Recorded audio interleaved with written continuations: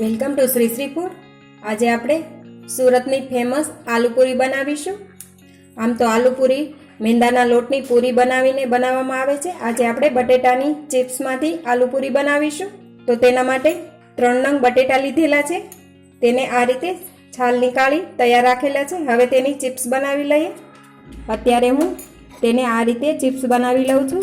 તમારે થોડી જાડી રાખવી હોય તો તેને હાથથી પણ તમે ચપ્પાથી સમારીને થોડી જાડી પણ બનાવી શકાય છે। આ રીતે બધી ચિપ્સ તૈયાર થઈ ગઈ છે। હવે તેને આપણે બાફી લઈશું। હવે પાણી ગરમ થઈ ગયું છે, તેમાં સ્વાદ પ્રમાણે મીઠું નાખીશું। હવે તેમાં ચિપ્સ નાખીએ।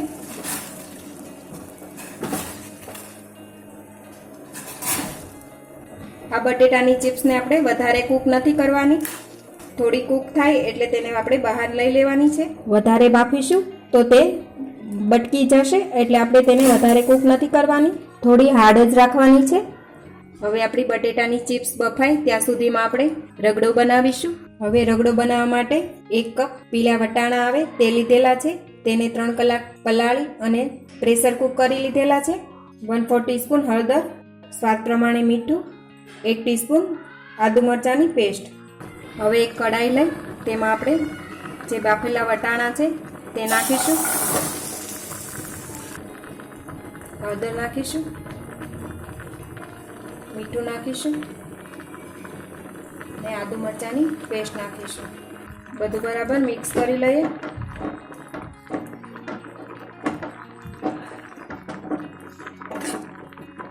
જરૂર લાગે તો પાણી નાખું, અત્યારે 1 ચમચી પાણી નાખું છું। હવે રગડાને ઉકાળી લઈશું।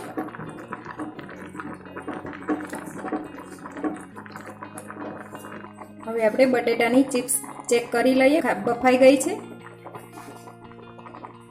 આ ચિપ્સ બફાઈ ગઈ છે, તેને નીચે ઉતારી લઈએ અને એક ચાળણીમાં તેને કોરી કરી લઈશું। રગડાને આપણે 5 થી 7 મિનિટ માટે આ રીતે ધીમા ગેસ પર ચડવા દઈશું। બટેટાની ચિપ્સ બફાઈને તૈયાર થઈ ગઈ છે, તેને આ રીતે કોટનના કપડામાં થોડી વાર માટે કોરી થઈ જાય એ માટે સૂકવી દઈશું। તેને આપણે 10 મિનિટ માટે કોરી થવા દઈશું।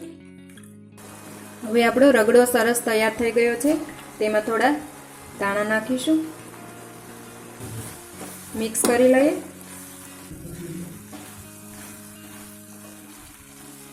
રગડો તૈયાર છે, નીચે ઉતારી લઈએ।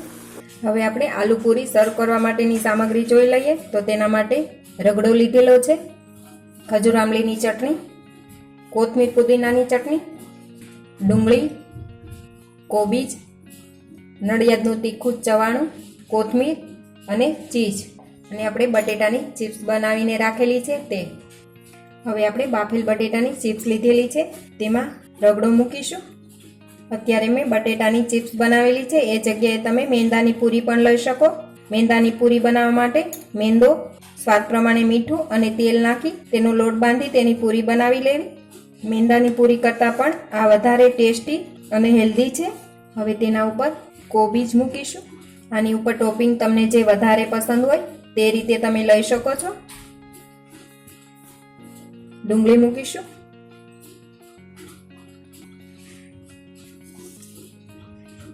કોથમીર પુદીનાની ચટણી મૂકીશું, એ પણ તમને જે રીતે પસંદ હોય એ રીતે તમે નાખી શકો છો। ખજૂર આમલીની ચટણી। જો તમે હજી સુધી અમારી ચેનલ સબસ્ક્રાઈબ નથી કરી તો પ્લીઝ અહીંયા ક્લિક કરો એટલે સબસ્ક્રાઈબ થઈ જશે, અને બેલ આઇકન પર ક્લિક કરશો એટલે તમને અમારા નવા વિડીયો મળતા રહે। અને વિડીયો પસંદ આવે તો પ્લીઝ લાઈક પણ કરો અને તમારા ગ્રુપમાં શેર પણ કરવાનું ભૂલતા નહીં। થોડી કોથમીર મૂકીશું, નડિયાદનું તીખું ચવાણું। આ ચવાણાને બદલે તમે સેવ પણ લઈ શકો, પણ આ નડિયાદના તીખા ચવાણાનો ટેસ્ટ વધારે સરસ આવે છે। હવે પૂરી ઉપર થોડું ચીઝ નાખીશું, ચીઝ થોડું છીણી લઈએ। તો તૈયાર છે આલુપૂરી। તો તમે પણ આ રીતથી આલુપૂરી જરૂરથી ઘરે બનાવજો। આ આલુપૂરી સુરતમાં ખૂબ જ પ્રખ્યાત છે। તો આ અલગ રીતે આલુપૂરી બનાવીને તમારો અનુભવ શેર કરજો અને કમેન્ટ બોક્સમાં કમેન્ટ કરજો। તો ફરી મળીશું એક નવી રેસીપી સાથે।